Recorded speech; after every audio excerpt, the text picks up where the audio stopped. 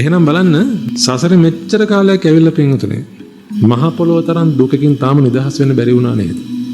ඔන්න ඕක නේද කරගන්න බැරි වුණේ සෝතාපන්න වෙන්න බැරි වුණා කියන එකෙන් අපි මේ කියන්න හදන්නේ. කොතනද අඩුව තිබ්බේ? හරි, කල්යාණ මිත්‍රයව හම්බුන්නේ නැහැ. ඒ නිසා දහමක් හම්බුන්නේ නැහැ. ඇයි කල්යාණ මිත්‍රයව හම්බුන්නේ නැත්තේ? පින නැති නිසා. එහෙනම් කොතනද අඩුව තිබ්බේ? පිනේ අඩුව තිබ්බේ. දැක්කද පිනේ අඩුව නිසා ඔබ කොච්චර මේ සසර ගමනේ නිකන් අනවශ්‍ය ලෙස පිනේ දුක් විඳද කියලා. නැවත ඔබ භෞතිකව සැප විඳින්නේ නැති.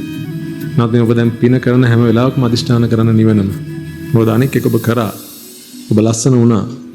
ඉතින් එහෙනම් අද ඔබ ලස්සනට ඉන්නේ පින්වතුනේ ඔබ ඕක ඉල්ලපු නිසා. එහෙනම් පිනක් කළා මොනවද අදිෂ්ඨාන කරලා තියෙන්නේ? ඔය ඔබ ලැබිලා තියෙන දේවල් තමයි අදිෂ්ඨාන කරලා තියෙන්නේ.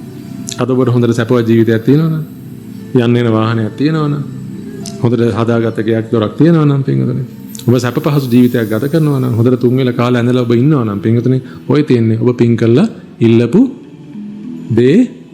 ඒ නිසා මම දැන් ඔබට ආරාධනා කරන්නේ ඔන්න ඔය විකාර ඉල්ලන එක නවත්තලා අසත්පුරුෂ අසුරක් නම් නොම වේවා, සත්පුරුෂ අසුරක් නම් ලැබේවා, උතුම් නිබ්බාන පරම සුවයෙන් සුවපත් වේවා. ඔන්න ඔය අදිෂ්ඨාන පින්වතුනේ ඔබ කරන හැම පිනක් අස්සෙම ගහලා යවන්න. ඔයටද කර්මද රැහැනට.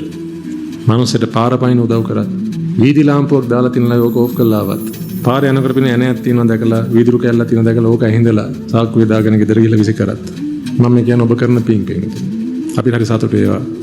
දකිද්දී ආරංචි වෙදි දැනගනිද්දී. අසනීපෙන් ඉන්න මනුස්සයට පැන්ඩෝල් පෙත්තක් දුන්නත් පින්වතුනේ. ගෙදර අම්මට තාත්තට වතුර වීදුරක් ළඟට ගිහින් දුන්නා. මනුස්සයට සිනහවකින් සංග්‍රහ කරා.